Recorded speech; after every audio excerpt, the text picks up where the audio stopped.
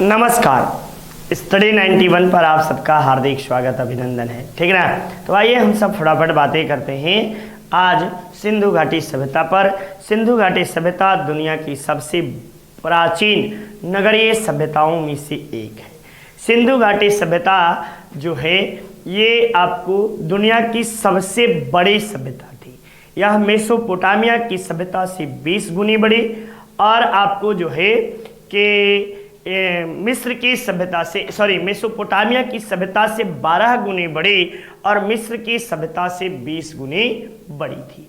सिंधु घाटी सभ्यता जो था ये एक नगरीय व्यवस्था के रूप में विस्तृत हुई थी। सिंधु घाटी सभ्यता में पशुपति शिव और मातृ देवी की पूजा की जाती थी। सिंधु घाटी सभ्यता का जो समाज था इसको देखने के बाद यह लगाता है कि राजतंत्रात्मक व्यवस्था होने के बावजूद भी लोक कल्याणकारी चीज़ों पर विशेष रूप से ध्यान दिया गया है। हो सकता है कि गणतंत्रीय शासन व्यवस्था भी रहा हो। दुनिया का सबसे प्राचीनतम गोदीवाड़ा का साक्ष्य भी आपको यहीं से प्राप्त होता है। तो ये सारे प्रमुख बातें आपको सिंधु घाटी सभ्यता से होती है। सिंधु घाटी सभ्यता में 4 प्रकार के मानव की जातियां जो निवास करती थी उसमें भूमध्य सागरीय जिसे हम मेडिटेरियन कहे हैं सबसे अधिक मात्रा में पाई जाती थी। दूसरे नंबर पर सबसे अधिक मात्रा में पाई जाने वाली जाति जो थी ये आपको कौन सी थी? तो दूसरे नंबर पर सबसे अधिक मात्रा में पाई जाने वाली जात अल्पाइन प्रकार के मंगोलायड प्रकार के जाति दूसरे नंबर पर सबसे अधिक थी और सबसे कम यदि कोई थे तो वह अल्पाइन प्रकार की जाति सबसे कम थी। ठीक, तो आइए आगे हम प्रश्नों के माध्यम से इसे देखते हैं।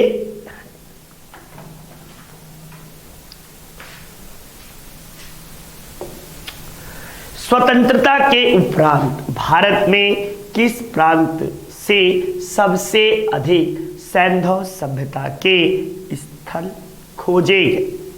ये बात बिल्कुल सही है। तब आप जवाब दीजिएगा कि इस सबसे पहला अधिक सभ्यता के स्थल खोजे गए। तो सबसे अधिक पूछ रहा है तब इसका जवाब आपको क्या होगा? तो इसका जवाब आपको गुजरात होगा। क्या? तो इस प्रश्न का जवाब जो है ये गुजरात माना जाएगा। ठीक ना। सबसे अधिक आप कह सकते हो कि आओ इसके विषय में बता देते हैं, सैंधव सभ्यता के विषय में। ठीक ना। या दुनिया की सबसे प्राचीन सभ्यताओं में से एक, प्राचीन सभ्यता में से एक। ठीक, ये आपको मिस्र की सभ्यता से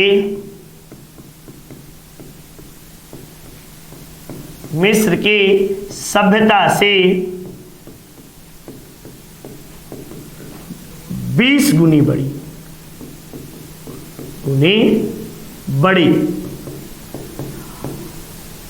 मेसोपोटामिया की सभ्यता से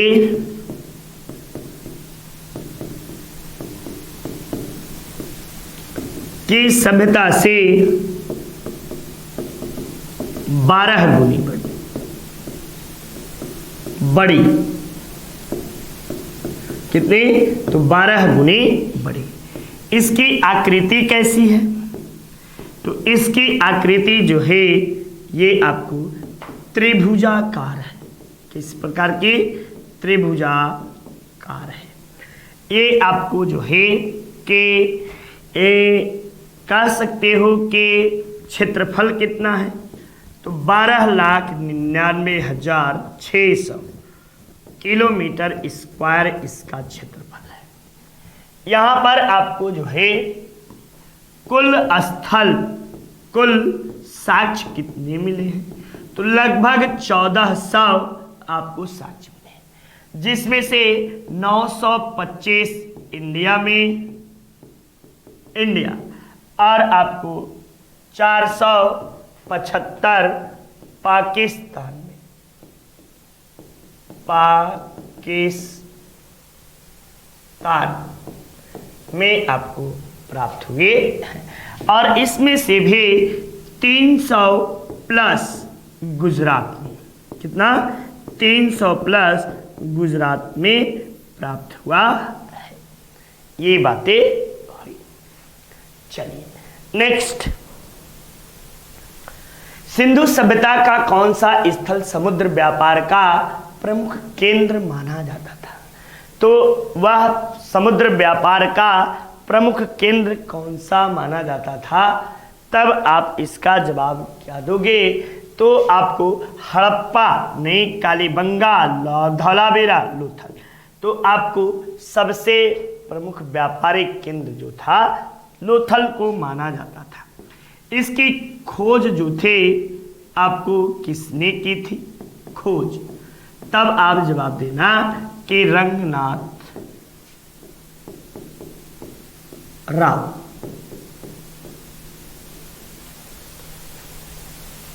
ठीक, ये आपको गुजरात में है, गुजरात के अहमदाबाद जिले में भोगवा नदी के तट पर, नदी के तट पर, यहां से क्या मिला है? तो दुनिया का सबसे प्राचीनतम गोदीवाड़ा यानी बंदरगाह। और क्या मिला है? तो यहीं से पंचतंत्र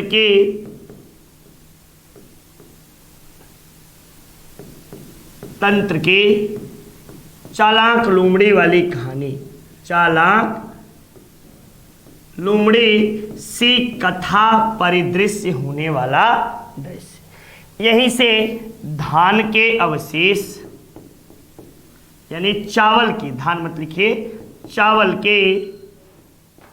चावल के अवशेष, साथ ही साथ आपको युगल समाधान, क्या? तो युगल समाधान, यहां से ये प्रमुख बातें प्राप्त हुए हैं। नेक्स्ट, किस पुरातात्विकविद ने इस मत पर जोर दिया कि सिंधु सभ्यता का विनाश आर्यों के आक्रमण से हुआ था? तो ये बातें मार्टिन व्हीलर का कथन था। किसका? मार्टिन व्हीलर का। सन जॉर्ज मार्शल ने प्रशासनिक शिथिलता को बताया, शिथिलता को बताया है। वहीं डेल्स ने भूतात्विक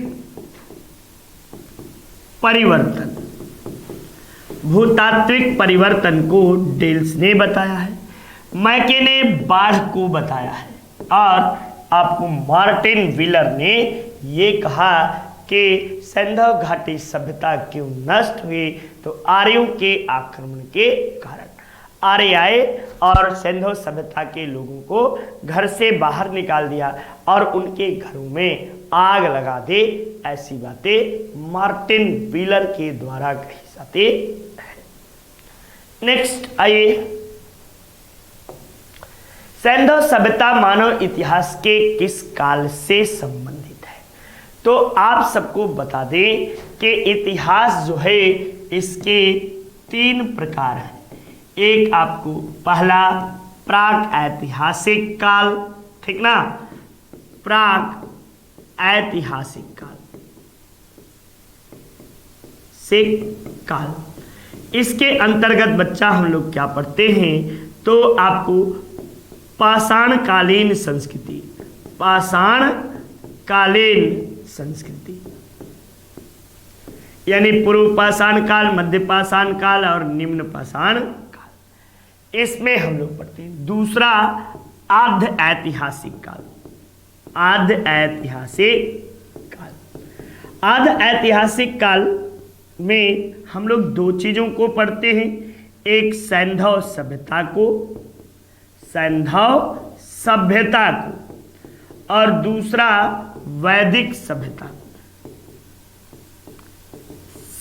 को, और तीसरा जो है ऐतिहासिक काल। नाम से आप सबको पता चल रहा होगा, इसमें हम लोग पढ़ते हैं 6वीं शताब्दी के बाद, शताब्दी ईसा पूर्व के बाद का इतिहास,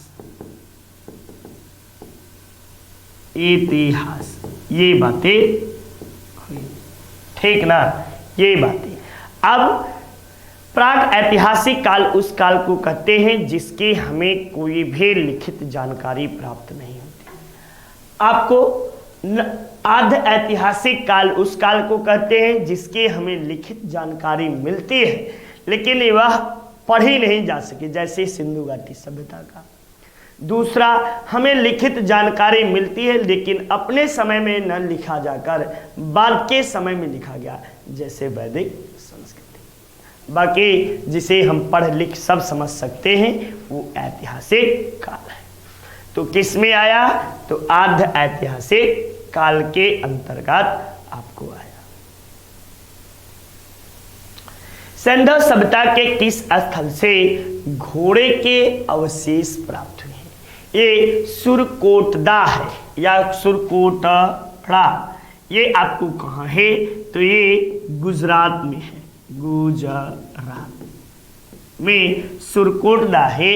और इसी स्थल से घोड़े के आपको जो है अस्थि के अवशेष प्राप्त हुए हैं। आपको रोपड़ जो है ये कहाँ है? तो पंजाब में है। और लोथल कहाँ है? तो ये भी गुजरात में है। रोपड़ के विषय में इंपॉर्टेंट कर सकते हो कि आज़ादी के बाद खुदाई वाला प्रथम तीर्थ स्थल, प्रथम सैंधव स्थल इसकी खुदाई कब हुई थी? तब आप कर लीजिएगा 1953 ईस्वी में, ठीक ना। और कालीबंगा ये आपको राजस्थान में है। ये यहाँ से आपको क्या मिला है? तो सबसे प्राचीनतम भूकंप के साक्ष्य, प्राचीनतम भूकंप के साक्ष्य। और ये आपको काले रंग के चूड़ियाँ,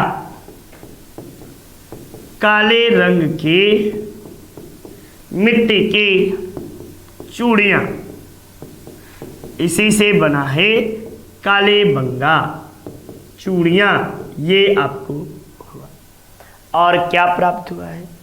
तो और बातों में आप सब यहाँ पर कर सकते हो कि एक साथ दो फसलों के बोए जाने के साथ, एक साथ दो फसलों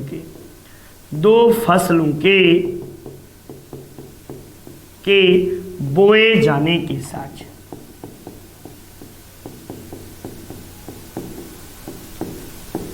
के साक्ष्य आपको प्राप्त होते हैं। ये बातें यहाँ पर हुई। नेक्स्ट आओ, वर्तमान में सिंधु घाटी सभ्यता का सर्वाधिक उपयुक्त नाम होना चाहिए। तो सबसे उपयुक्त नाम जो है इसे हड़प्पा सभ्यता होना चाहिए, ठीक ना। क्यों? तो इसे हड़प्पा नामक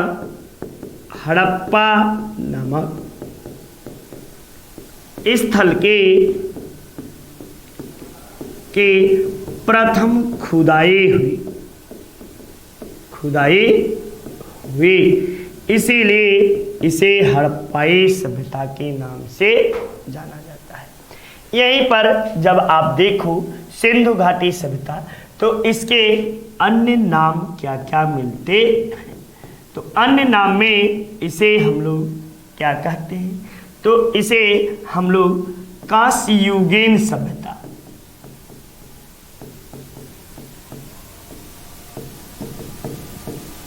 सभ्यता, दूसरा सैंधव सभ्यता,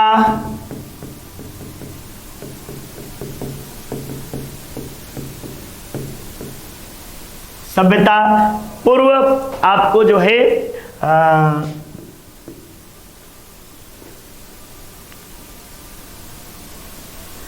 ताम्र पाषाणिक सभ्यता,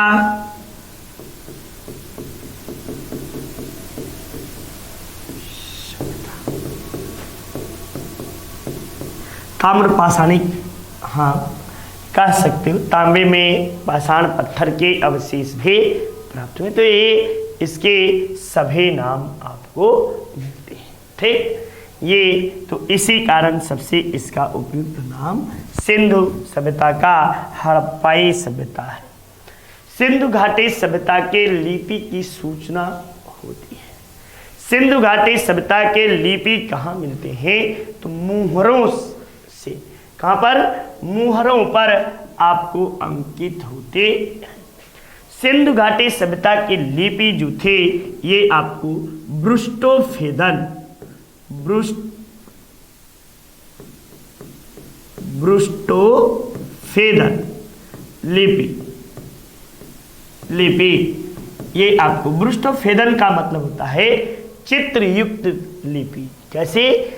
चित्रकारी युक्त लिपि। ठीक ना? यह आपको आज की तरह नहीं, पहले की तरह बाएं से दाएं की ओर, किधर से? दाएं से बाईं ओर लिखी जाती थी।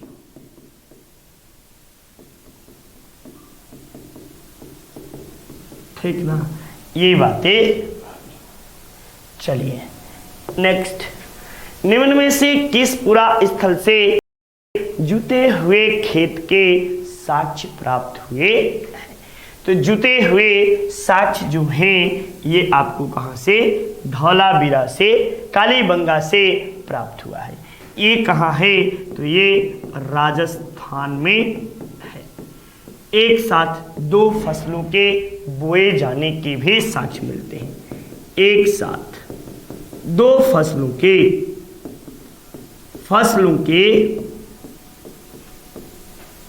बोए जाने के साक्ष्य,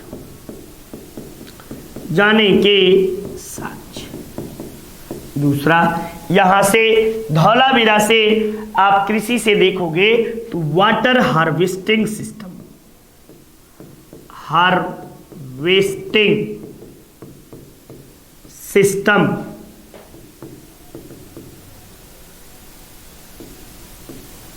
वाटर हार्वेस्टिंग सिस्टम। लोथल से आप चावल के साक्ष्य, रंगपुर से धान के भुस्से की साक्ष्य, भुस्से के साक्ष्य। ये सारी बातें कृषि से संबंधित आप यूज कर सकते हैं, इसलिए मैंने एक एक बातें लाइन लिखा दिया। प्रसिद्ध पशुपति मुहर कहाँ से प्राप्त हुई है? तो पशुपति मुहर आपको कहाँ से प्राप्त हुई है? हड़प्पा से, के मोहनजोदड़ो से, के आपको जो है के आपको रंगपुर से प्राप्त हुई है। तो आपको पशुपति के मुहर, ये बड़ा फंसाने वाला मिलता है, ये आपको मोहनजोदड़ो से प्राप्त हुई है। ठीक ना? मोहनजोदड़ो से प्राप्त हुई है। ठीक, मोहनजोदड़ो से आपको क्या क्या प्राप्त हुआ है, ये कुछ महत्वपूर्ण आपको बातें। कांस्य नग्न नर्तकी के कांस्य प्रतिमा आपको यहीं से प्राप्त हुआ है। और क्या प्राप्त हुआ है? तो यहां से सबसे बड़ा अन्नागार, यहीं से आपको सबसे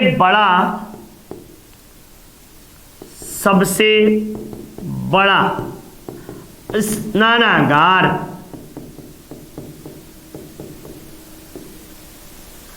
गार, ये सभी चीजें यहां से प्राप्त हुई हैं। अच्छा, इसकी खुदाई किसने की?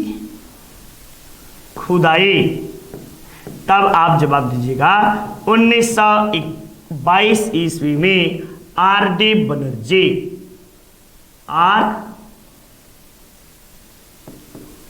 R.D. बनर्जी, राखालदास बनर्जी के द्वारा इसकी खुदाई की गई। किस नदी के तट पर है? तब क्या जवाब देंगे? तो सिंधु नदी के बाएं तट पर आपको है। सिंधु नदी के तट, ठीक।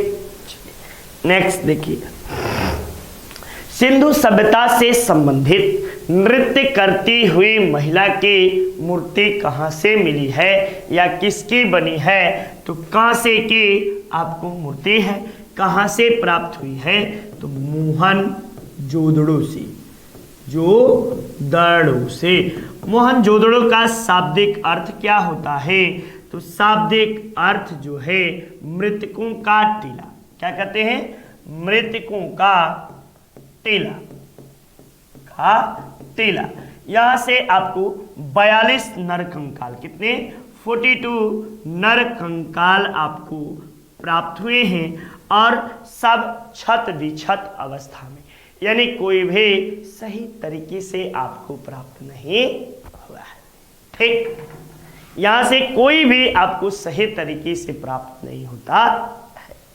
नेक्स्ट आइए देखिए, निम्न में से किस स्थल से अग्नि वेदिकाओं के प्रमाण मिले हैं? तो सिंधु घाटी सभ्यता के आपको 2-3 स्थानों से अग्नि वेदिकाओं के प्रमाण मिले हैं और इन अग्नि वेदिकाओं के प्रमाण कहां कहां से मिले हैं? तो कालीबंगा से मिला है, लोथल से मिला है और धौलावीरा से। इन तीनों स्थानों से आपको जो है क्या मिला है? अग्नि वेदिकाओं के प्रमाण मिले। ठीक, नेक्स्ट प्रश्न की ओर चलते हैं। ठीक, और यहां से बता दूं, यहां से आपको क्या क्या मिला है? तो आपको जो है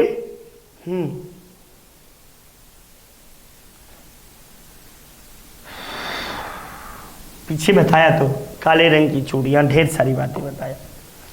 निम्न में से किस हड़प्पीय स्थल से सूती वस्त्र का टुकड़ा मिला है? तो सूती वस्त्र आपको जो है ये कहां से प्रमाण मिला है?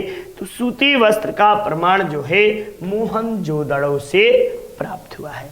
कहां से? मोहनजोदड़ो से प्राप्त हुआ है। यहीं से आपको जो महत्वपूर्ण में पशुपति की मुहर, अभी पीछे ही मैंने बताया कि पशुपति की मुहर कहां से प्राप्त हुई है? तो पशुपति के मुहर और क्या मिला है? तो यहीं से विशाल स्नानागार मिला है।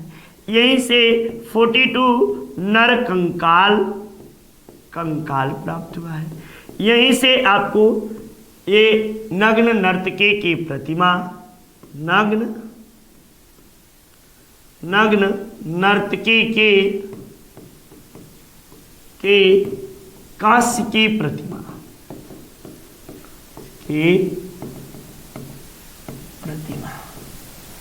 ठीक ना, और विशाल अन्नागार।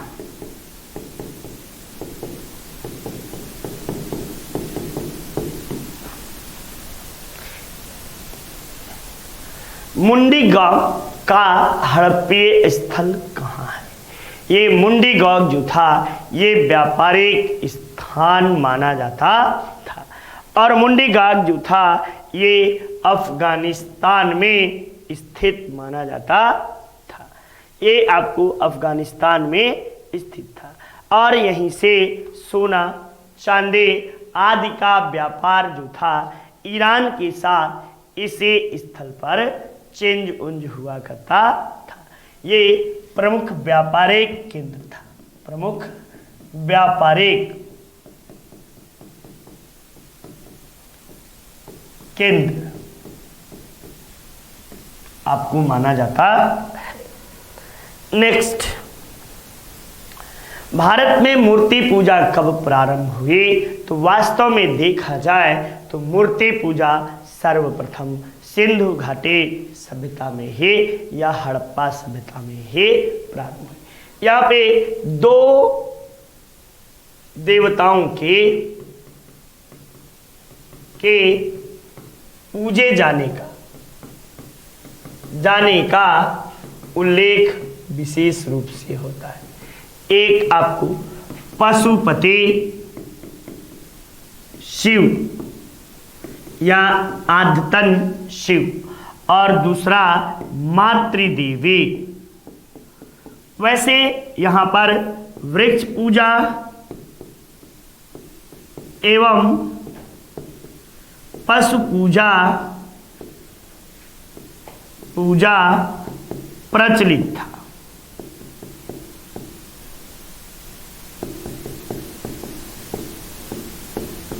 ये आपको बात है। लिंग योनि ये सब पूजे जाने के भी साक्ष्य प्राप्त होते हैं।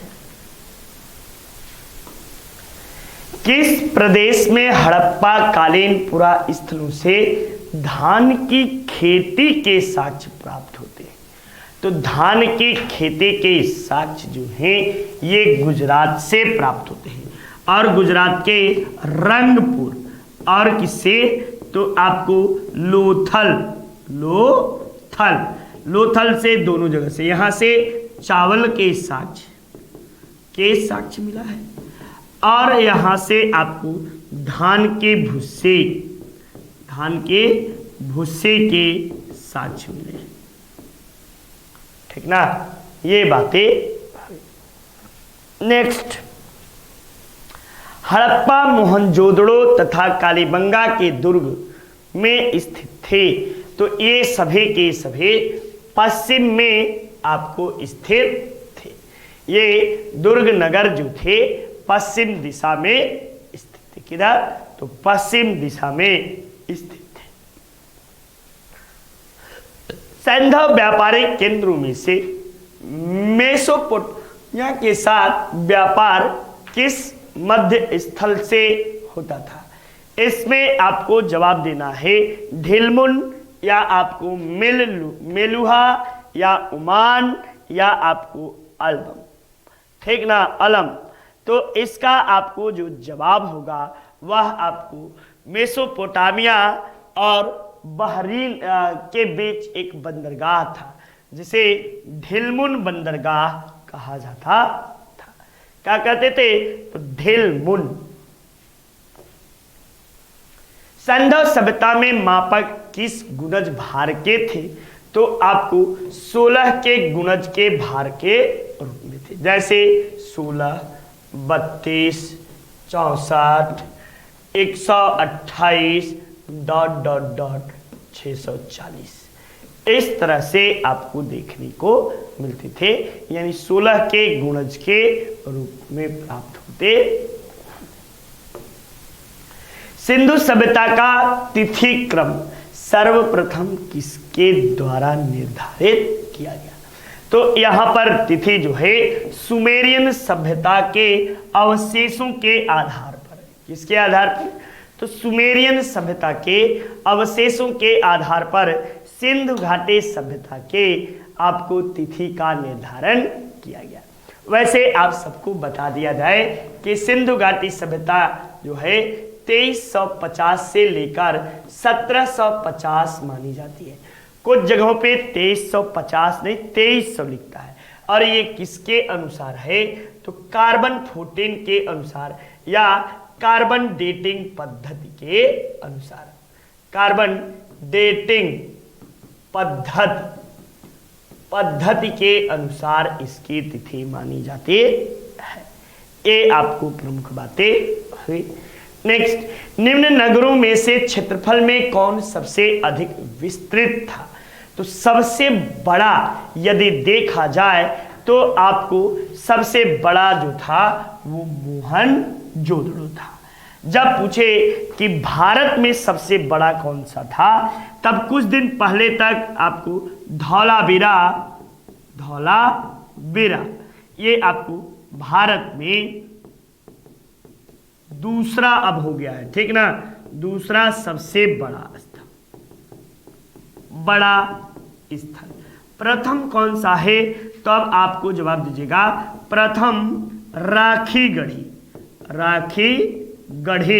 ये कहाँ है, तब जवाब दीजिएगा हरियाणा में है।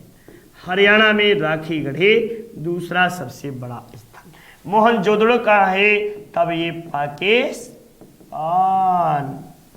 ठीक, चलिए नेक्स्ट देख भाई, निम्न में से किस एक स्थल से कब्रिस्तान यक्ष संस्कृति के साक्ष्य प्राप्त हुए हैं, तो ये मैं आपको 4 में से 2 देता हूं।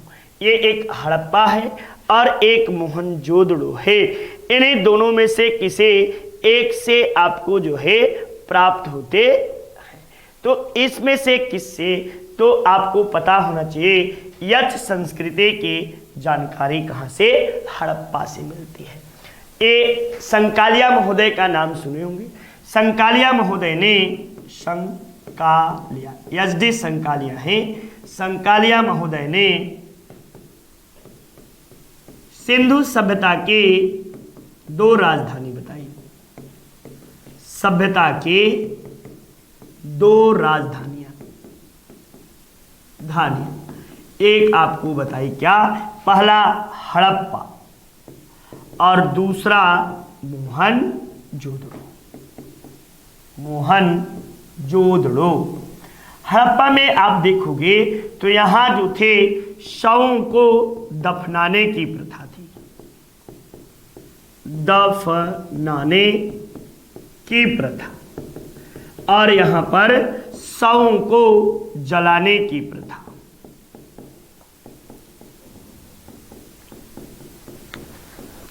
यानी दोनों तरह की प्रथाएं विद्यमान थी। यहां पर जो था एक आपको यक्ष संस्कृति, ठीक ना, यक्ष आकार का, और एक R37, ये 2 प्रकार के समाधान प्राप्त हुए हैं। कितने प्रकार के, 2 प्रकार के समाधान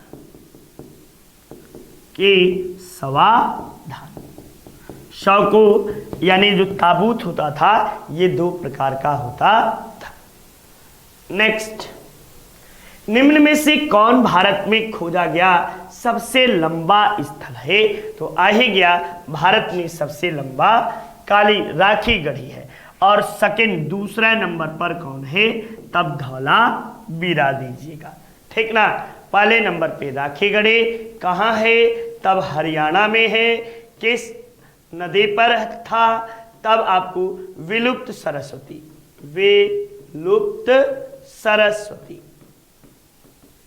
या इसे ही घग्घर बोलते हैं,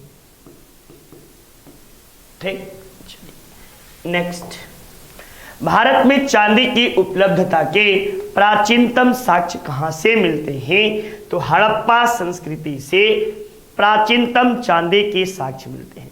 खासकर इसके लिए कर्नाटक, आपको जो है कर्नाटक से चांदी का आयात निर्यात होता था, ऐसी जानकारी प्राप्त होती है।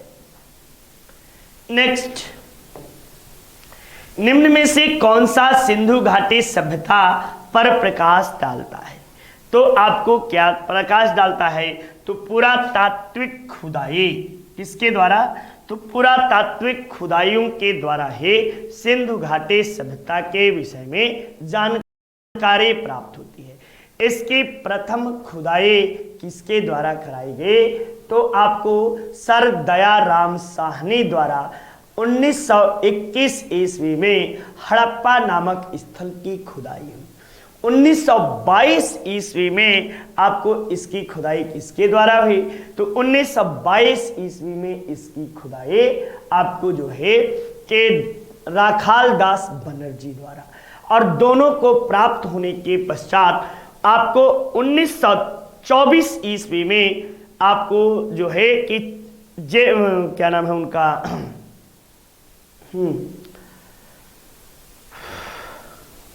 1924 ईस्वी में इस सभ्यता के विधिवत व्याख्या आपको जो है की जाती है और इसके बाद ये बताई जाती है कि यह एक नवीन सभ्यता थी। ठीक ना, उसके बताइए हड़प्पा मार्शल द्वारा, भाई सर जॉन मार्शल के द्वारा हड़प्पाई मुहरों पर सर्वाधिक प्रचलित प्रकार कैसा था? तो हड़प्पाई जो आपको मुहरे थे इस पर सर्वाधिक प्रचलित प्रकार जो था यह कैसा था? तो वर्गाकार प्रकार के मुहरे थी, जिसमें सबसे अधिक किसकी मुहरें प्राप्त हुई हैं? तो सबसे अधिक सेल खड़ी की मुहरें, सेल खड़ी की मुहरें सबसे अधिक प्राप्त हुए। ये आपको बातें हुई। नेक्स्ट देख भाई, सिंधु घाटी के लोग किसकी पूजा किया करते थे? तो आपको पशुपति की पूजा करते थे, प्लस मातृदेवी, प्लस पशु पक्षी प्लस वृक्ष की पूजा भी किया करते थे। ये सबकी पूजा सिंधु घाटी सभ्यता के लोग किया करते थे। यानी हम कह सकते हैं कि जिससे या तो लाभ हुआ या तो जिससे भय लगा, हमने पूजा उसी की। ठीक ना, मातृदेवी माने माता, धरती माँ को मातृदेवी कह लो, इसलिए पूजे की अन्नदाता है, इन्हीं के गर्भ से सारा कुछ निकलता है, हमारा जीवन यापन भी इन्हीं के द्वारा हो। सोचो यदि पृथ्वी ना हो तो हमारा जीवन क्या संभव है? ऐसी चीजें इनके विषय में सोचो। नेक्स्ट आइए अगले प्रश्न के ओर आते हैं, और अगले प्रश्न में पशुपति की चित्रयुक्त मुहर किस सैंधव स्थल से प्राप्त हुई है? तो ये मोहनजोदड़ो से प्राप्त हुई। कहाँ से? मोहनजोदड़ो से पशुपति के मुहर प्राप्त हुई है। और कैसी मुहर है? तो चित्रयुक्त है, और इसी चित्रयुक्त मुहर को ब्रुष्टोफेदन कहा गया है। कि कैसी लिपि है? ब्रुष्टोफेदन प्रकार की लिपि है, जिसे अब तक पढ़ा नहीं जा सका है। ठीक ना, चलिए नेक्स्ट आइए अगले प्रश्न में। सिंधु का बाग या मृतकों का टीला, अभी बताया मैंने कि मोहनजोदड़ो को मृतकों का टीला कहते हैं। क्यों? क्योंकि यहाँ से 42 नर कंकाल प्राप्त हुआ है, नर कंकाल, और एक भी कोई का अवस्था सही नहीं है। किसी का टंगरी है तो किसी का हाथ है, किसी का गर्दन गायब है तो किसी का पैर गायब है। तो ऐसी अवस्था में यानी छत बिछत अवस्था में ऐसा अनुमान लगाया जाता है इस शव को देखने के बाद कि किसी बाह्य आक्रांताओं के द्वारा आक्रमण किया गया होगा, और इसी के परिणाम स्वरूप सिंधु घाटी सभ्यता में जीवन अस्त व्यस्त हुआ होगा। जो कि आपको जो है कि अभी मार्टिन महोदय के द्वारा मैंने बताया था कि वे कहते हैं कि आर्यों के आक्रमण के द्वारा सिंधु घाटी सभ्यता नष्ट हुई होगी, ऐसा उनके द्वारा अनुमान लगाया जाता है। कौन सी फसल सिंधु सभ्यता के लोगों द्वारा उत्पादित नहीं की जाती थी?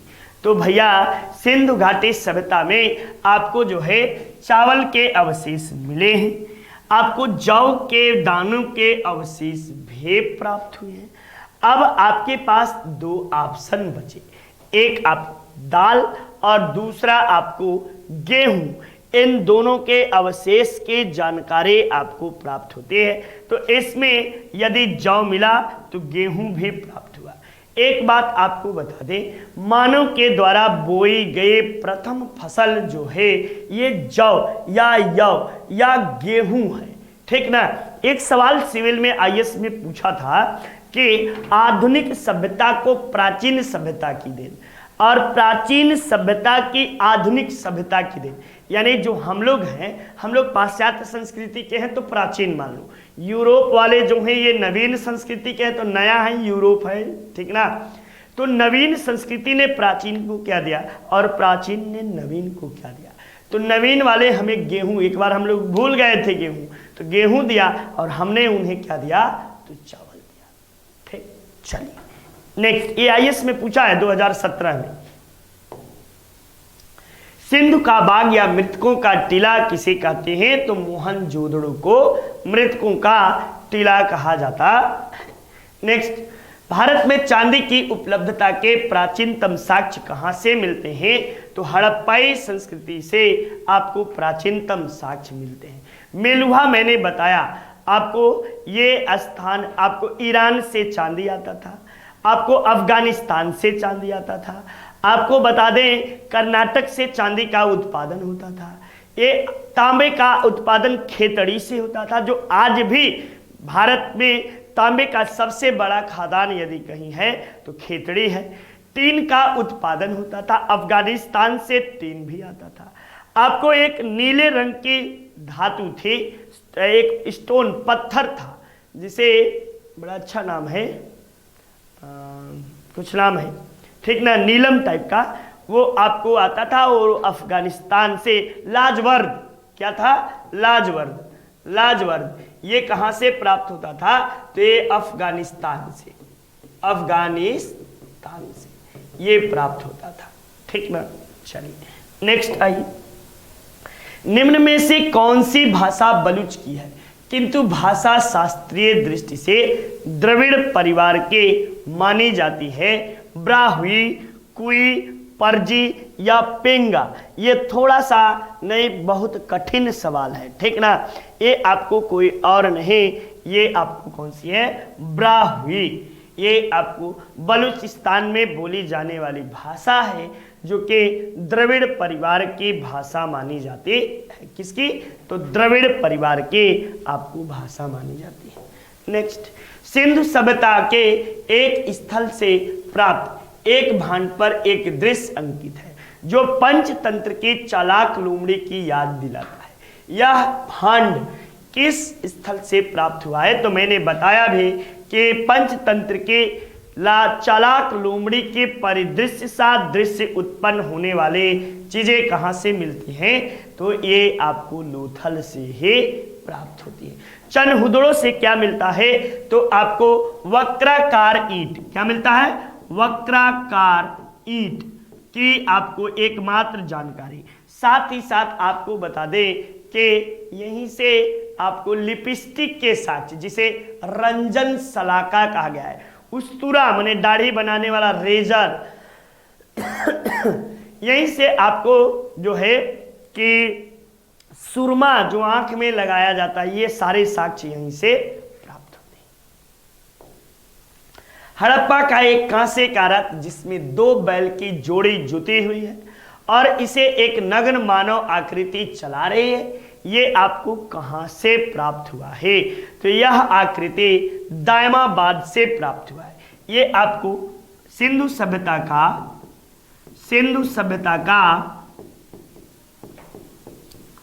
सबसे दक्षिणतम बिंदु, सबसे दक्षिणतम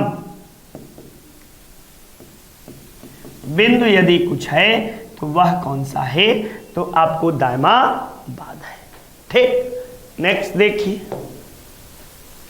हड़प्पा की एक अन्य अत्यंत उन्नत जल प्रबंधन, ये मैंने अभी पीछे बताया था कि इसकी जानकारी धौलावीरा से, इसे ही मैंने लिखा था वाटर हार्वेस्टिंग सिस्टम,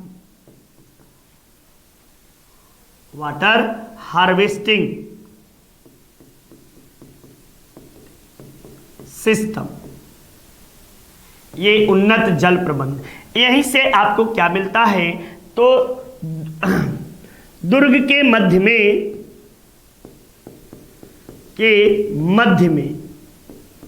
स्टेडियम मिलता है, स्टेडियम मिलता है। ये चीजें भी याद कर लीजिएगा, यानी खेल उल का साधन भी आपको मिलता है। नेक्स्ट, सिंधु सभ्यता का व्यापार होता था, किसके साथ होता था। तो ईरान के साथ भी होता था, अफगानिस्तान के साथ भी होता था और आपको राजस्थान के साथ भी होता था। लेकिन रोम के साथ नहीं होता था। तो इस तरह 1, 2 और 4 ये आपको प्रमुख स्थल माने जाते हैं। हड़प्पा, मोहनजोदड़ो तथा कालीबंगा के दुर्ग ये आपको किस दिशा में थे? तो पश्चिम दिशा में स्थित माने जाते हैं। नेक्स्ट, हड़प्पा संस्कृति का वह स्थल जहां दुर्ग तथा निचला दुर्ग अलग अलग प्राचीरों में प्राप्त होते हैं। ये दुर्ग और निचला दुर्ग अलग अलग प्राचीरों में कहां से प्राप्त होते हैं? तो ये आपको कालीबंगा से प्राप्त होते हैं, ठीक ना, कालीबंगा से प्राप्त होते। नेक्स्ट, प्रारंभिक हड़प्पीय स्थलों में एक ही खेत के साथ साथ, ये यहां पर बड़ा भारी सब गलती करते हैं।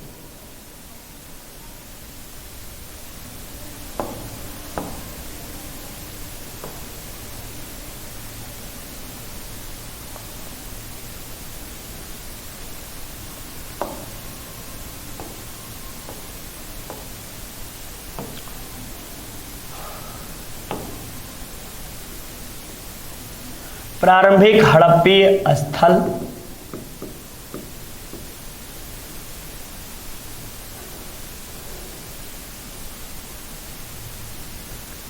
प्रारंभिक हड़प्पीय स्थल जहां से एक ही खेत में 2 फसलों के बोए जाने के साक्ष्य मिलते हैं, तो वह आपको कालीबंगा रहता है। मैंने बताया भी कि एक साथ 2 फसलों के बोए जाने के साथ ही साथ प्राचीनतम भूकंप के साक्ष्य वे आपको कहां से मिलता है? तो यहीं से प्राचीनतम भूकंप के साक्ष्य भी प्राप्त होते हैं। नेक्स्ट, मांडा का पुरा स्थल जो भारत की सीमा के अंतर्गत हड़प्पीय संस्कृति, भैया शुद्ध कितना गलती लिखी, संस्कृति के सबसे उत्तरी छोर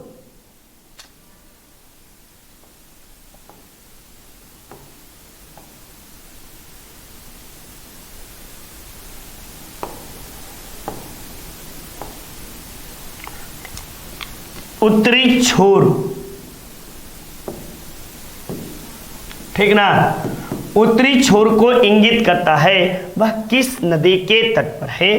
तो यहां पर चिनाब नदी के तट पर है।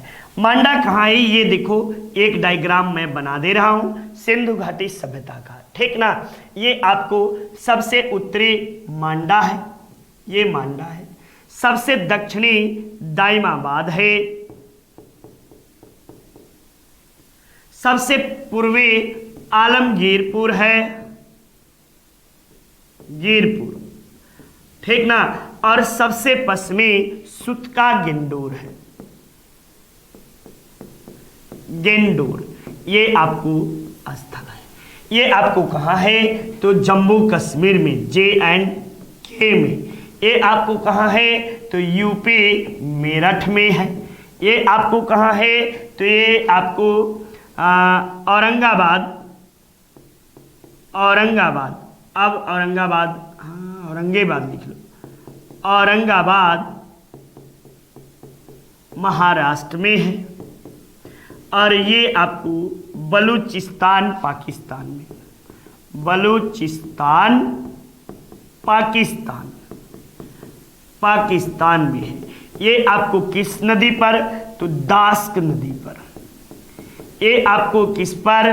तो प्रवरा नदी पर। ये आपको किस पर? तब बताइएगा कि आपको जो है हिंडन नदी पर, हिंडन नदी पर। और ये जो बताइएगा तो ये बताइएगा चिनाब नदी पर, चिनाब नदी पर। ये आपको नदी थे। और ये आपको इसके टोटल क्षेत्रफल जो था ये कितना था? तो टोटल इसका 12,99,600 वर्ग किलोमीटर इसका विस्तार था। इसकी आकृति कैसी थी? तब आप अभी ही जवाब दीजिएगा कि त्रिभुजाकार इसकी आकृति बताई जाती है। नेक्स्ट, सिंधु सभ्यता में युगल समाधान के साक्ष्य कहां से प्राप्त हुए हैं? तो युगल समाधान के साक्ष्य लोथल से प्राप्त हुआ है। यानी एक साथ स्त्री और पुरुष, युगल का मतलब स्त्री प्लस पुरुष दोनों के आपको जो है कहां से प्राप्त हुआ है? तो लोथल नामक स्थान से एक साथ स्त्री और पुरुष दोनों के दफनाए जाने के साक्ष्य प्राप्त हुए हैं। तो इस तरह प्रश्नों की श्रृंखला समाप्त हुई। नमस्कार, आपका दिन मंगलमय हो। ईश्वर करे आप अनंत ऊंचाइयों को प्राप्त करें, यही शुभकामनाएं।